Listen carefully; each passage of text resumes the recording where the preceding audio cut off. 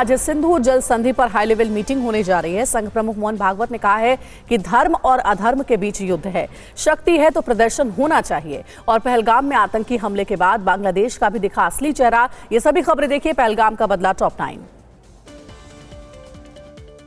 गृह मंत्री अमित शाह के आवास पर सिंधु जल संधि मुद्दे पर आज अहम बैठक होगी। पहलगाम अटैक के बाद हो रही बैठक में जल शक्ति मंत्री सीआर पाटिल समेत कई केंद्रीय मंत्रियों के मौजूद रहने की उम्मीद है। भारत सरकार ने पाकिस्तान के जल संसाधन सचिव को नोटिस दिया है और कहा है कि पाकिस्तान ने संधि की कई शर्तों को नहीं माना है। वो जम्मू कश्मीर में सीमा पार से आतंकवाद को बढ़ावा दे रहा है। सर्वदलीय बैठक में रक्षा मंत्री राजनाथ सिंह ने पहलगाम हमले को सुरक्षा में चूक माना है। बैठक में कहा गया है कि पहलगाम हमला माहौल बिगाड़ने के लिए किया गया है। यह हमला ऐसे समय में हुआ है जब जम्मू कश्मीर की अर्थव्यवस्था और पर्यटन फल फूल रहा था। बैठक की शुरुआत में आतंकी हमले में मारे गए पर्यटकों के लिए 2 मिनट का मौन रखा गया।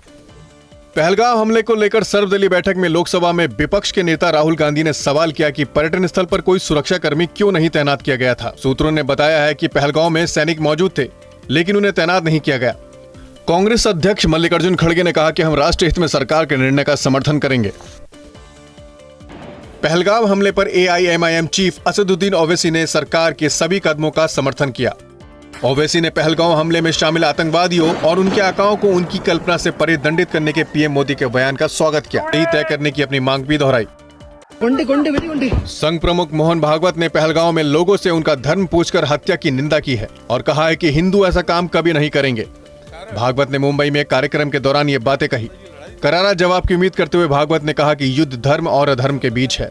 हम गुस्से में हैं, लेकिन बुराई को नष्ट करने के लिए ताकत दिखानी होगी। रावण ने अपना इरादा नहीं बदला तो कोई विकल्प नहीं था। राम ने उसे सुधरने का मौका दिया था और उसके बाद उसे मारा था। पाकिस्तान के आतंकवादी चेहरे को बेनकाब करने के लिए नई दिल्ली में कई देशों के राजनयिकों को बुलाकर स्थिति से अवगत कराया गया, जिसमें G20 संगठन के तकरीबन सारे देश शामिल हैं। ये भी बताया गया कि किस तरह से वारदात को सीमा पार सहयोग के बिना अंजाम नहीं दिया जा सकता। इराक, कुवैत, कतर जैसे इस्लामिक देशों ने पहलगाम आतंकी हमले की निंदा करते हुए भारत के प्रति संवेदना जताई है। पीएम मोदी से फोन पर कई देशों के प्रमुखों ने बातचीत की है। फ्रांस के राष्ट्रपति इमैनुअल मैक्रों ने बातचीत के बाद अपने सोशल मीडिया पोस्ट में कहा कि फ्रांस आतंकवाद के विरुद्ध जहां भी आवश्यकता हो लड़ाई जारी रखेगा। इधर लंदन के कॉमनवेल्थ यूथ काउंसिल ने भी आतंकी हमले की निंदा की है। पूर्व स्पिनर दानिश कनेरिया ने पाकिस्तानी पीएम शहबाज शरीफ पर आतंकवादियों को पनाह देने और पालने का आरोप लगाया है। पहलगाम आतंकी हमले के बाद बांग्लादेश का चेहरा भी बेनकाब हो गया है। खबर है कि बांग्लादेश की अंतरिम सरकार के कानूनी सलाहकार डॉक्टर आसिफ नजरुल ने आतंकवादी संगठन लश्कर-ए-तैयबा के बांग्लादेश मॉड्यूल के प्रमुख हारून इजहार के साथ बैठक की।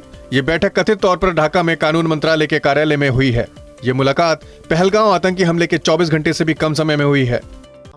पाकिस्तानी डिप्टी पीएम और विदेश मंत्री इशाक डार ने पहलगाम के आतंकवादियों को फ्रीडम फाइटर कहा है। खौफजदा डार ने 27 अप्रैल की अपनी ढाका की यात्रा भी स्थगित कर दी है और कहा है कि सिंधु के पानी के प्रवाह को रोकने का प्रयास युद्ध छेड़ने के समान है।